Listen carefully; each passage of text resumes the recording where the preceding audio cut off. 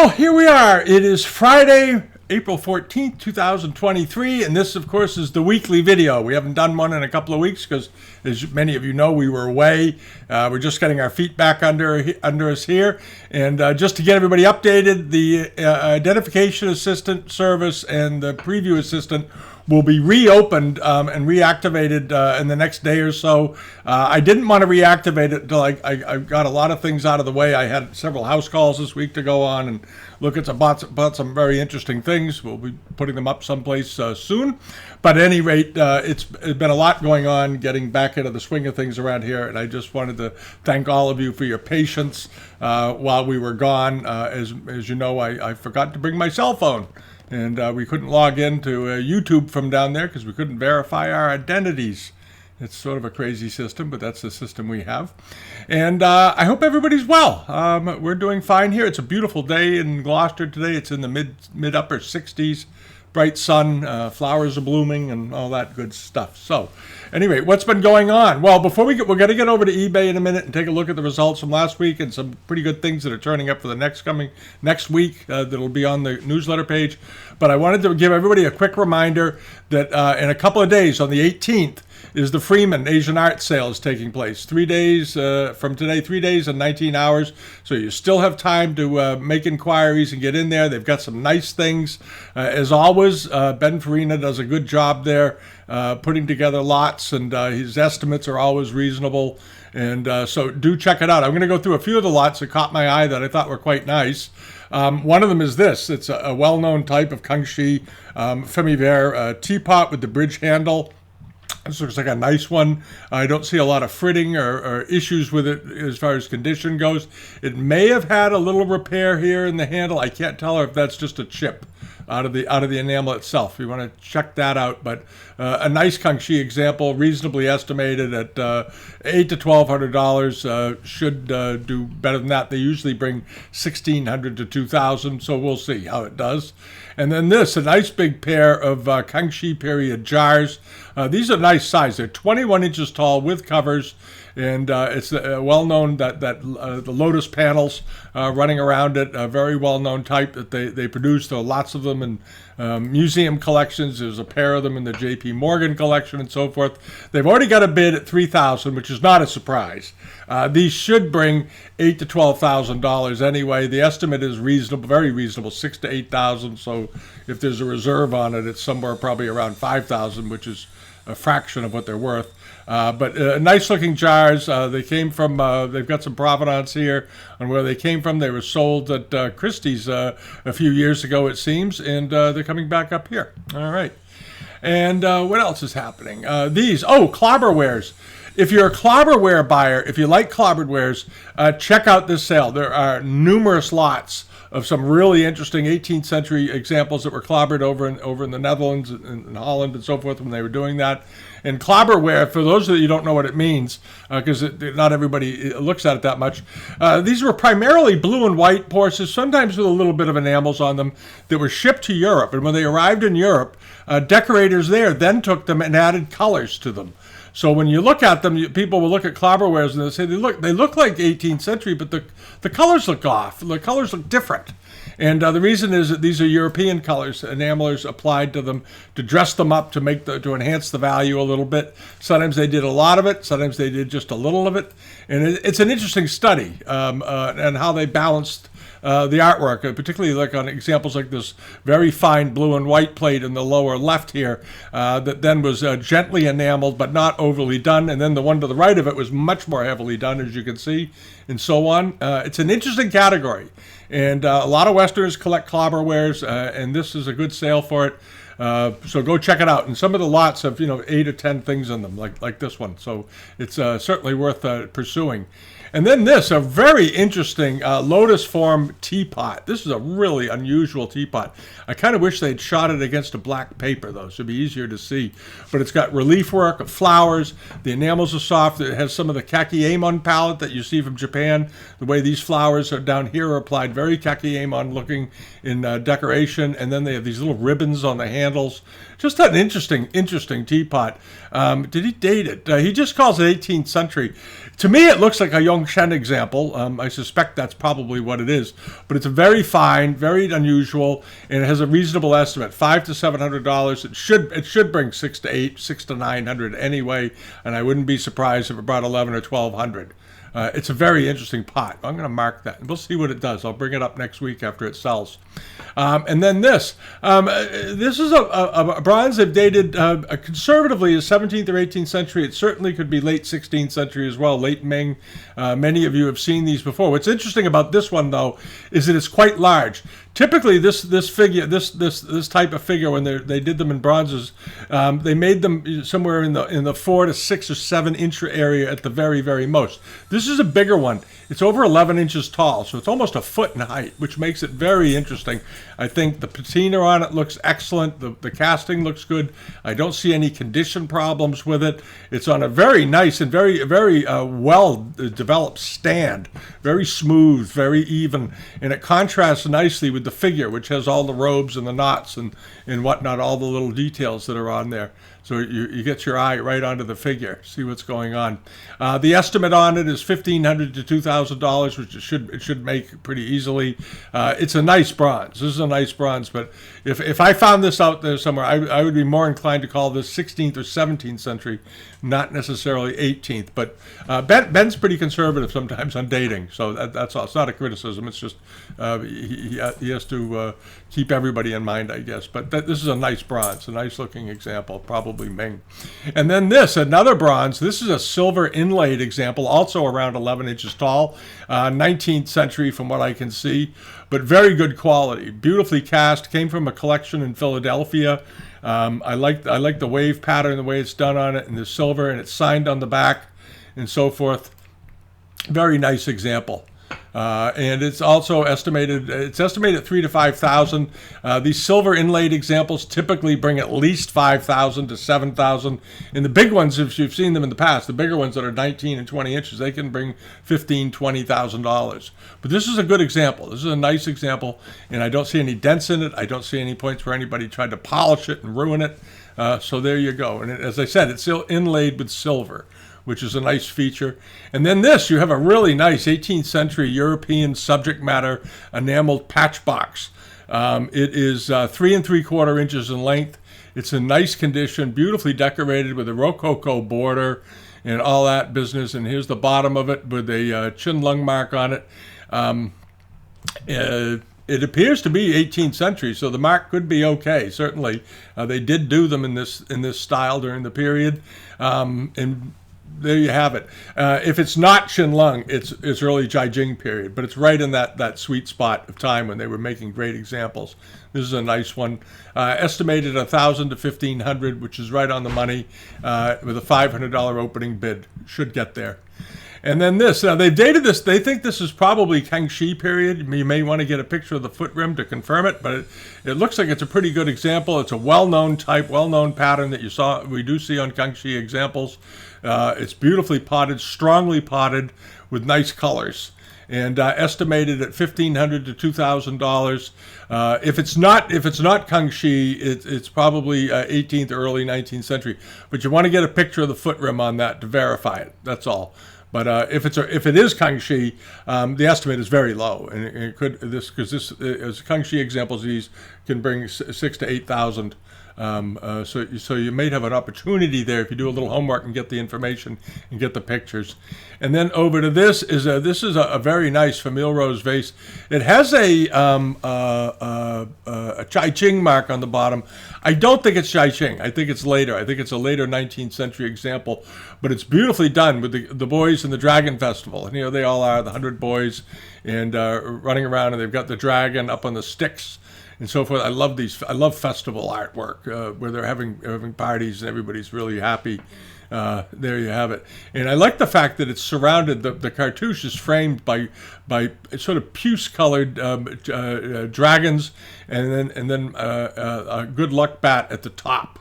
Very, very nice.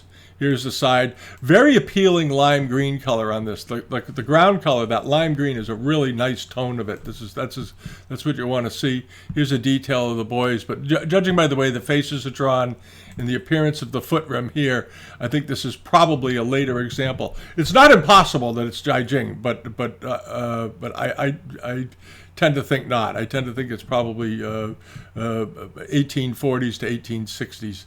Somewhere in there, but at any rate, it's estimated at 10 to 15,000.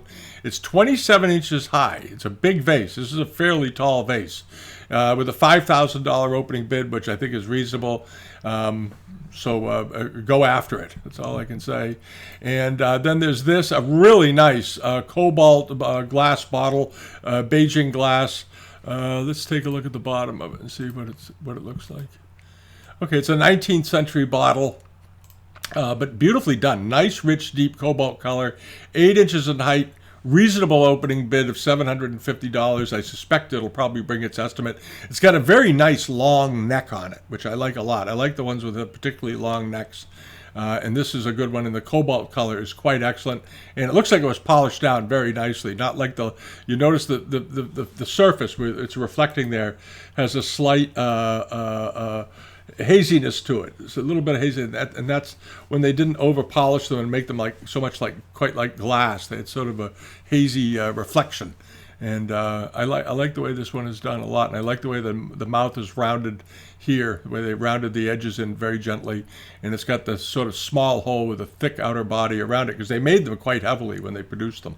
Some of them were very, very thick.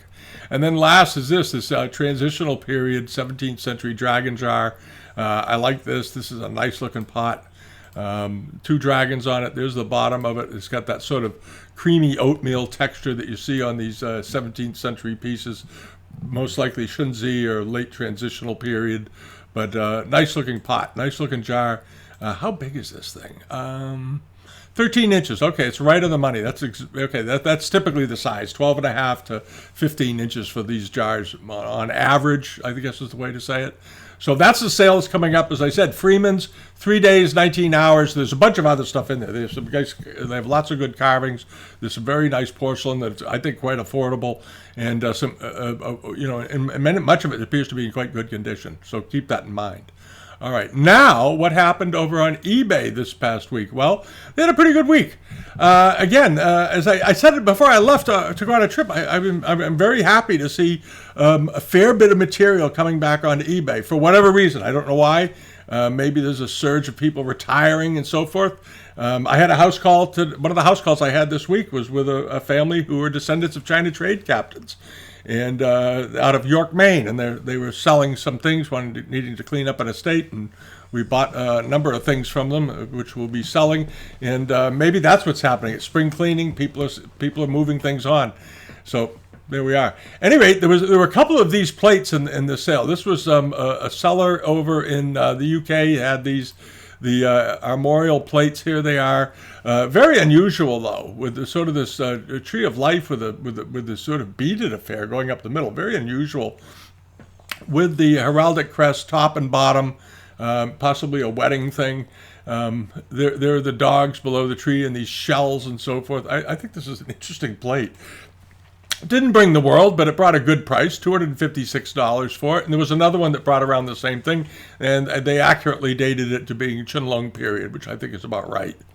And then Juice, 1499, Chamberlain Antiques, they had a sale that finished up this past week.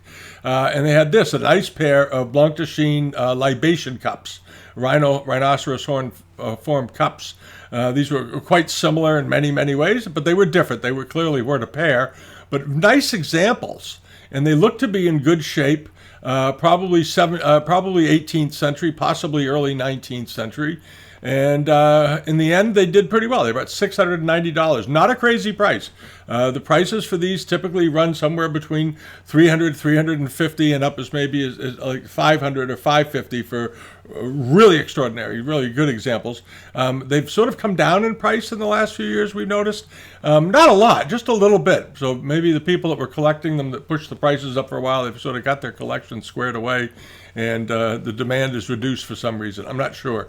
But anyway, these are nice cups, and $690 for the pair. All right, and then over here to this, there were a couple of, Josh Ushel had a couple of Japanese figural groups. He's a fan, he collects, I happen to know, he collects Japanese figurals things, and he's attracted to them. He enjoys handling them, okimonos and so forth. And this one is a Satsuma example. It had a small repair to one of the legs, but overall it had a very nice color, and he's got the reticulated ball here. And in the end, because it's Japanese, went fairly reasonably, $165. All right, and then over to this, the Kutani example. I like this even better. It sold for almost the same price, $168. But I liked him. I liked the way the Kutani potters did their Fu Lions, and they put lots of color in them, very strong, vibrant colors. Gilding on this one, as you can see, nice underglazed blue pinwheel designs, and then of course, the Kutani green tail and backs of the legs and so forth in the mane. But very, very nice. Meiji period, most likely. $168. All right, Kutani is still a very, very good buy. And then this porcelain rose mandel pistol-handled urn. He had to relist this apparently because he had a non-payer last time around. But at any rate, he put it up again, and this time it brought a bit less. It went for $1,143. I think last time it was up around $2,000.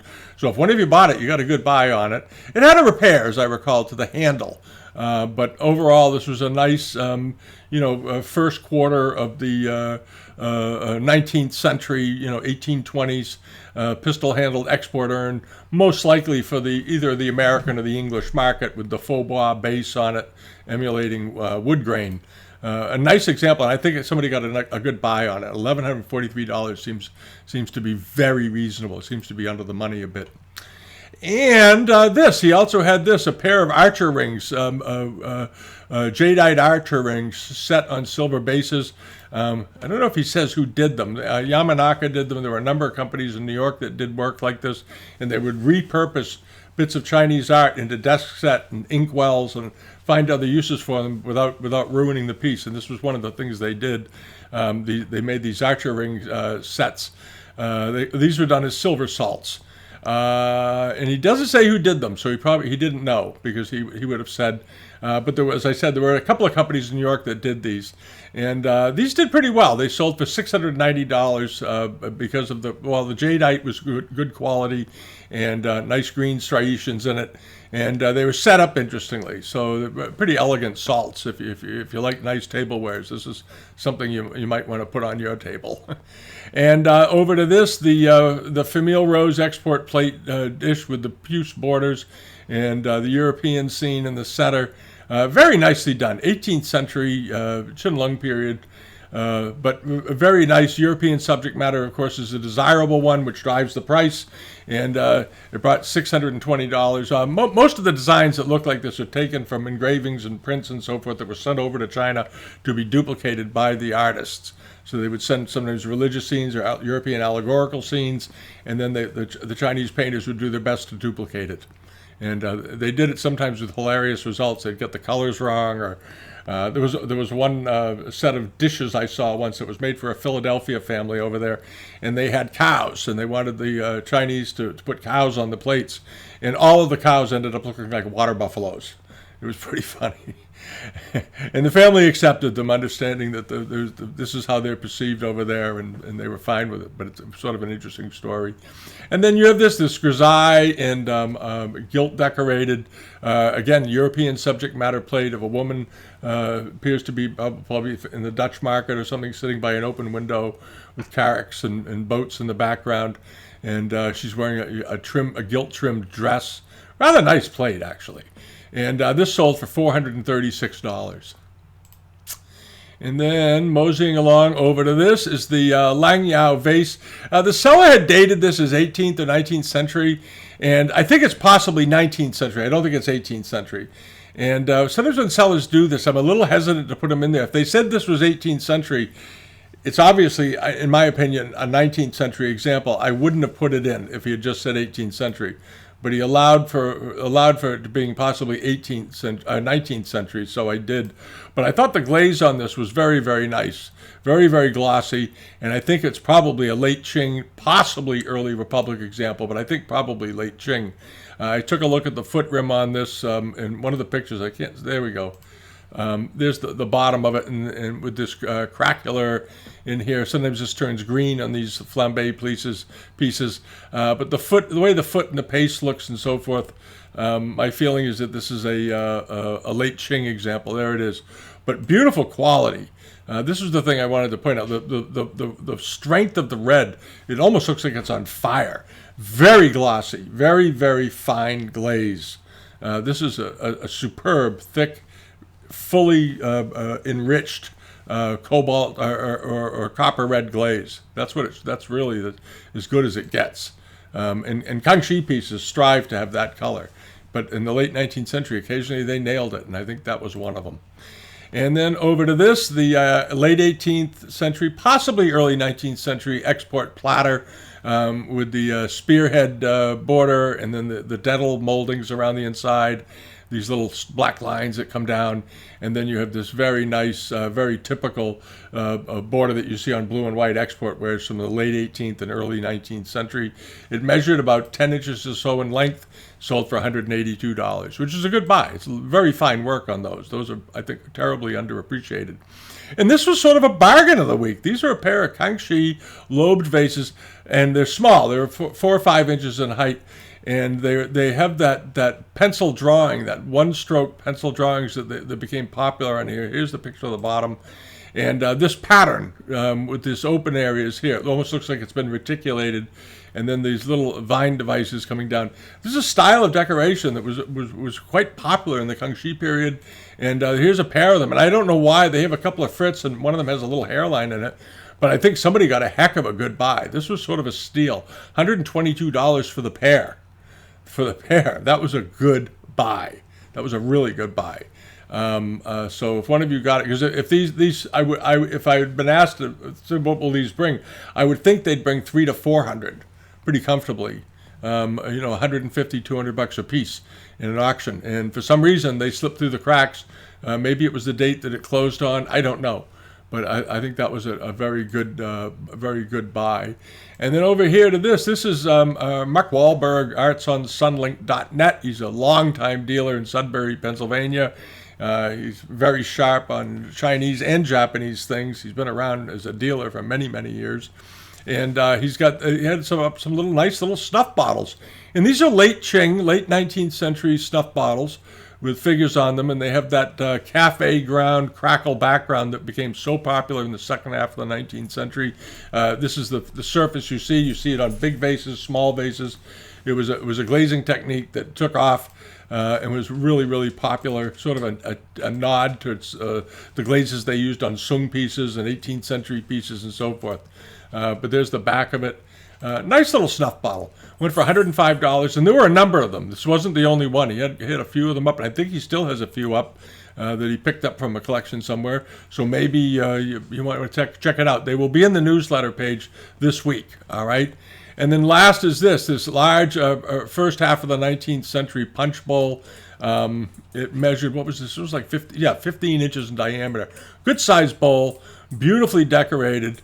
But really nice quality. When you pull in the pictures here, the colors, the blues and the greens are very complementary to one another. Gilded ground around the outer rim, and very vibrant, strong colors. And that's what really sells these. There you can really get a sense of it. They're very bright. They're very cheerful. They're not. Some of the later rose mandarin stuff ended up looking a little bit dull, the finish. But here you have vibrant, strong pinks, vibrant greens, very nice, warm yellows. This yellow here that you see, and white enamels on some of the clothing, which is a nice touch. And then this very, very pretty blue that is splashed all over the piece. This is a nice example. And there's a picture of the bottom of it. Nice looking bowl, very nice looking bowl. Ended up selling for $4,250, and that's the difference between like the second half of the 19th century ones. If you look at them carefully, they are very different than the pre-1850s example. This bowl looks like it was probably done around 1835, 1840, somewhere in there for the export market. So do check it out. All right, now what's coming up? There's a number of good things coming up this week. We get it to load. There we go. There's another one of these big platters, Chinlung dish. It's apparently it's quite large. It's let's see, it's up to $102. Closes on Monday. And it is, how big is this? 37 centimeters in length. Yeah, so it's about 15 inches in length. It's a good sized platter. Nicely done all the way around. Should bring 200 to 250, somewhere in there anyway. Also some very nice silver. It's marked a Hong Kong maker. And as always, you can go over to the reference section and you can look up silver marks. If you see something on eBay and you want to know who the maker is, I'm going to go through this real quickly just for those of you that don't know about this. Hold on a second. There we go. Come to the home page, scroll down to here, go to the catalog section, and what you want to find is the silver book. There's a silver index in here, so you just type in silver in the yellow book. There it is. And this is a 1,000-page book, and it has all the silver makers that were known in Shanghai and in Hong Kong and in Beijing, all the guys that were working the silver production along the coast. Some of it was for export, some of it was for domestic use. And you can look up the marks.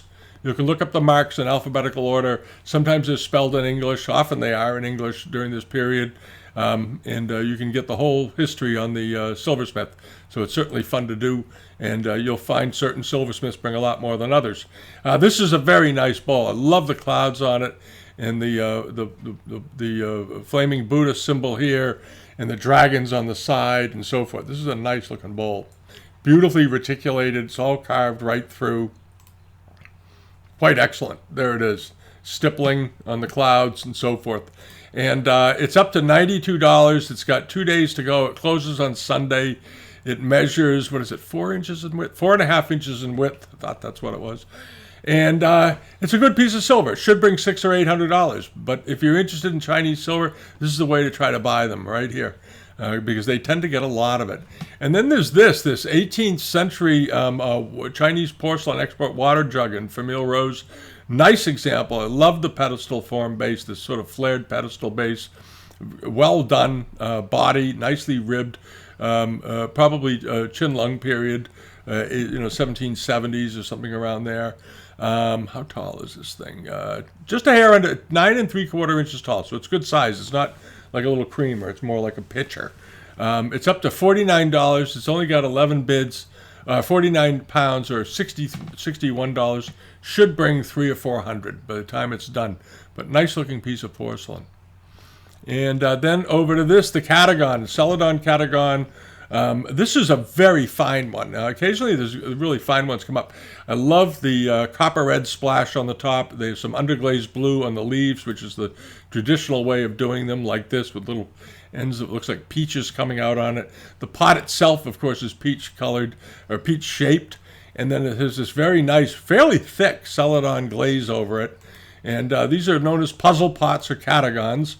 And they made them in all different types of porcelain. They even made some out of metal and so forth. Here's what the bottom looks like. That's where you fill the piece, because you can't fill it through the top anywhere. That's the mystery behind it.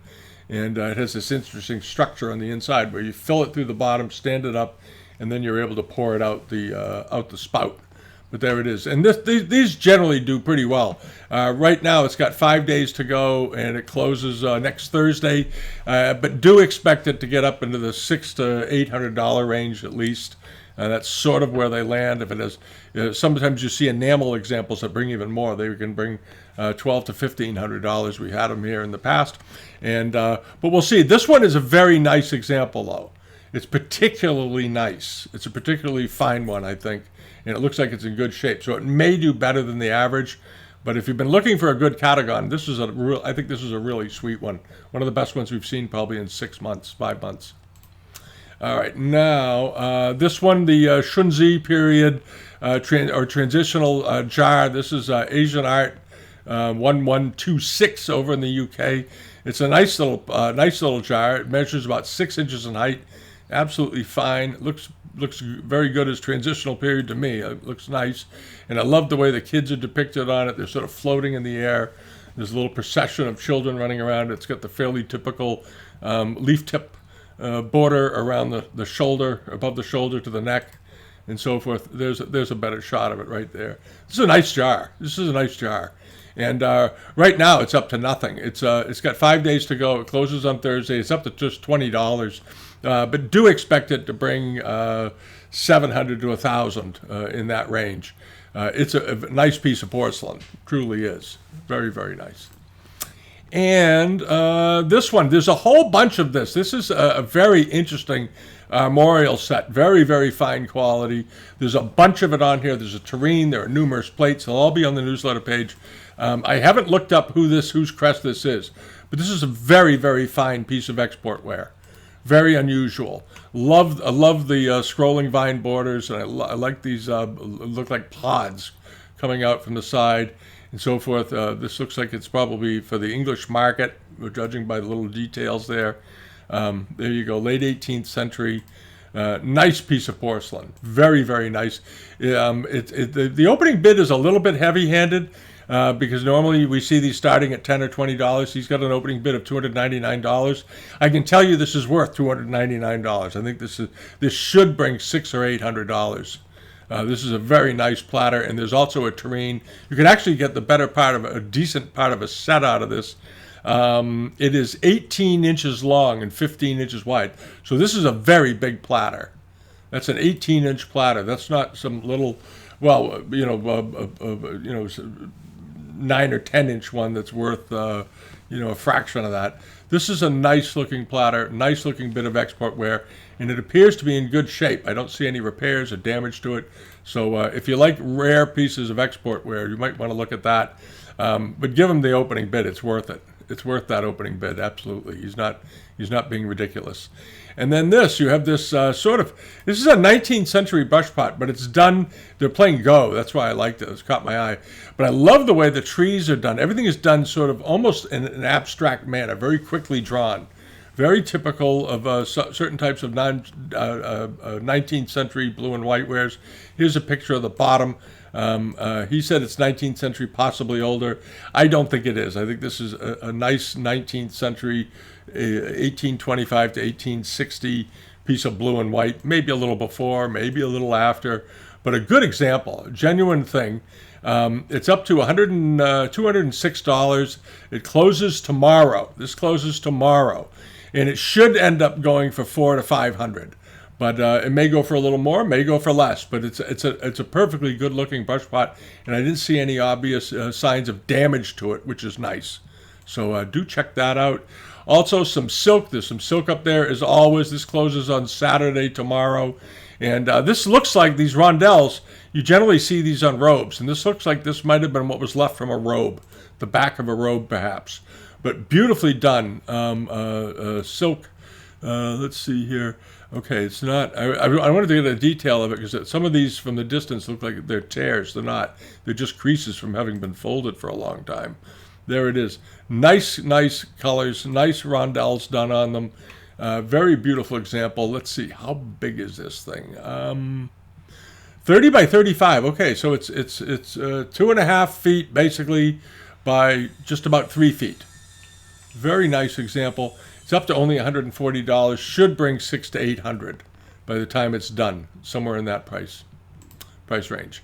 All right, and then over to this. This is the seller Kangxi 0219 over in Sweden, in Stockholm, and he's got this Phoenix dragon jar up.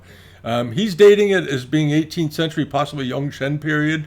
Probably is 18th. I don't know if it's Yongchen or not. I'm not so sure about that, but it's certainly a nice looking jar. Certainly looks 18th century. Nicely potted, wide, swollen shoulders, like almost like a guan, or a big wine jar. And how big is this thing?